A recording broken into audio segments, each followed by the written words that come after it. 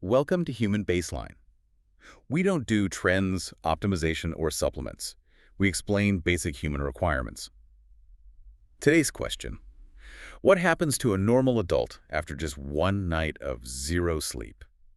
It's a question that sounds simple, but the answer is surprisingly violent when you look at the data. Right. And just to be clear about our mission here, we're not looking at lifestyle advice. We're not here to talk about feeling groggy. Yeah. We are looking strictly at performance data and the functional experience. We're stripping away that whole hustle culture narrative to look at the raw mechanics of a brain that's missed its maintenance cycle. And the stack of sources we've got for this is heavy. We aren't looking at blogs. This is industrial accident reports, things like the Exxon Valdez spill, aviation safety data. Roadway safety studies from the AAA Foundation, military research from the Walter Reed Army Institute. Yeah, high-stakes stuff. Right. We're looking at environments where human failure is measured in, lives and dollars. And the consensus across every single one of these fields, from the highway to the battlefield, is that the decline in human capability isn't a gradual slope. It's a cliff. It is a cliff. So let's walk right up to that cliff. The most jarring comparison in the research involves alcohol.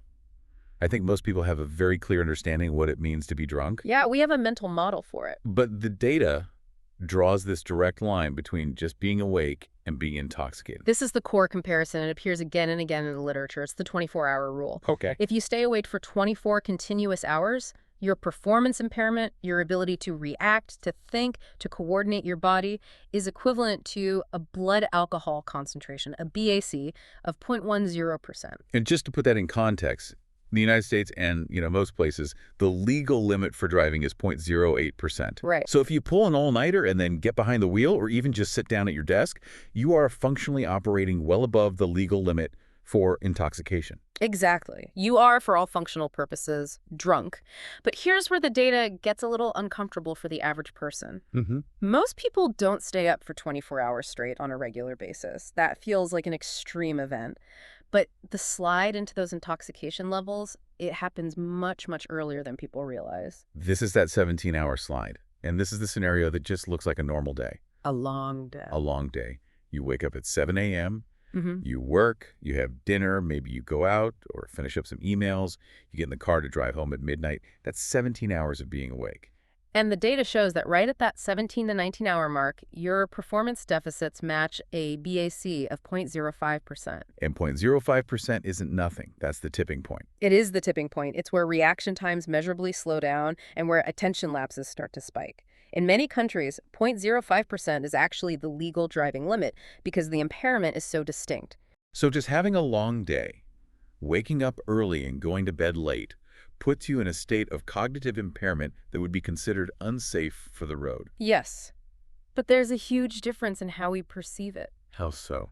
Well, when you drink alcohol, you generally know you're intoxicated. There's a subjective feeling, right? You feel buzzed or drunk. Of course. But sleep deprivation impairment is often invisible to the person suffering from it. You don't feel like you're slurring your words or stumbling. You feel normal, maybe just a little tired. You're not. You're not. The brain loses the ability to assess its own malfunction. You think you're driving safely, but you're missing signals, your reaction time is lagging, and you aren't even registering that it's happening. So you're flying blind, but the instrument panel is telling you everything is fine. Precisely. And this brings us to this idea of the floor. There's a lot of conversation in the wellness world about optimal sleep. Right. 8 hours, 9 hours. But the military and safety data, they don't care about optimal. They care about the biological minimum required to maintain cognitive stability. And that number is 7. 7 hours, that's the floor. The scientific consensus, the military data, it all establishes 7 hours not as a target to aim for, but as the absolute floor. When you drop below that floor, you're not just suboptimal. No, you're entering a risk multiplier zone. You are. And the data from the AAA Foundation for traffic safety on this is incredibly stark. They broke down crash risks based purely on how far below that 7-hour floor you fall.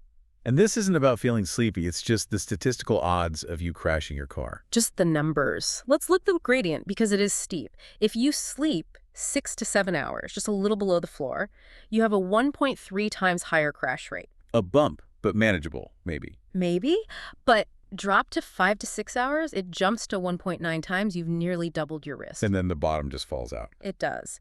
If you're sleeping 4 to 5 hours, the crash rate is 4.3 times higher. Wow. And if you are sleeping less than 4 hours, you're looking at an 11.5 times higher crash rate. 11.5 times. That is hard to even wrap your head around. To put it back in that alcohol context, driving on less than 4 hours of sleep carries a risk profile that's comparable to driving with a BAC of 0.12% to 0.15%. That is nearly double the legal limit. You're incapacitated. You are, whether you feel like it or not. And I want to pause on that whether you feel like it or not part. Because we've all been there. You have a few nights of bad sleep and you tell yourself, I'm used to this. I can handle it. I've adapted. That is the illusion of adaptation. It is one of the most insidious findings in all the literature. The brain is lying to itself. It is. Subjects in these studies consistently report feeling like they've adapted to less sleep. They rate their own alertness as fine. But when researchers look at their objective performance scores, Their reaction times, their errors. they continue to plummet. The subjective feeling and the objective reality completely diverge. How do they measure that objective failure so clearly? Because if I feel awake, I feel awake. The gold standard test is something called the Psychomotor Vigilance Task, or PVT. It's incredibly simple. You just stare at a screen, and when a light appears, you press a button. That's it. It's designed to measure your sustained attention. And what happens when a sleep-deprived brain tries to do this? Well, the assumption is that you just get slower. And Yeah. you do. Your reaction time slows down. But the real failure mode is something called the lapse. A lapse. It's not that you see the light and press the button slowly. It's that your brain stops registering the stimulus entirely for seconds at a time. You just don't see the light. You don't see it. This is the phenomenon of microsleeps. Your eyes can be wide open, you can be sitting upright, looking straight at the road, but for a few seconds, the brain effectively shuts down all processing. It's a completely non-responsive state. That is terrifying. Because in a car or operating heavy machinery, a few seconds is an eternity. Exactly. And the scariest part of this PVT research is that motivation doesn't fix it. There was a study showing that high motivation, offering people money, creating high stakes, it can counteract the feeling of tiredness for about 36 hours. So you can push through the feeling. You can push through the feeling, but motivation cannot stop the lapses. You can be highly motivated, adrenaline pumping, and you will still have a microsleep. You will still miss the light. So you can be a highly motivated, wide-awake feeling zombie who just stops processing reality for seconds at a time. A perfect description. And I assume this is where people reach for the coffee. It's the most common countermeasure. And the military has studied caffeine extensively. And what they find is that caffeine acts like a mask for your check engine light. So it just puts a piece of tape over the warning. Exactly. It improves subjective alertness. You feel more awake. It can even help a bit with simple reaction times. But it does not fix the underlying cognitive deficits. It doesn't repair complex decision-making errors. So the engine is still failing, you just can't see the smoke anymore. Correct. And while we focus so much on these mechanical failures, driving, reaction time machines, there's this whole other layer of degradation that's often overlooked. And it's one that destroys workplaces and relationships. We have to talk about social failure. Yeah, this was the part of the research that really surprised me. We think of sleep deprivation as a physical, tired state. But the sources point to a massive emotional and social collapse. A meta-analysis of sleep deprivation effects found that mood is actually more affected by sleep loss than cognitive or motor performance. More. The degradation of your emotional stability happens faster and harder than the degradation of your ability to drive a car. And it's not just about being grumpy. It's a specific loss of capability, isn't it? It is. It's often called the empathy gap. The brain literally loses the ability to accurately interpret emotions in other people. There's a specific degradation in the part of the brain that processes facial expressions. So how does that play out? If I'm sleep deprived and I look at you, what do I see? You see a threat. Statistically, sleep-deprived subjects are far more likely to interpret a neutral facial expression as hostile or threatening. Wow. So if a colleague looks at you with a blank face, a rested brain sees a blank face. A sleep-deprived brain thinks, they're angry at me, they're judging me. That explains so much about office friction. It leads directly to social paranoia. You perceive threats where there are none. And that creates this feedback loop of irritability, aggression, social friction. You're operating in a hostile world that your own tired brain is creating for you. And there's a really specific case study on this in the source material, the Tired Cops study. A critical piece of research. Police officers often work massive shifts, sometimes 130-hour weeks with overtime, court appearances. Unbelievable hours. And the study found that this loss of sleep removes the buffer between stimulus and reaction.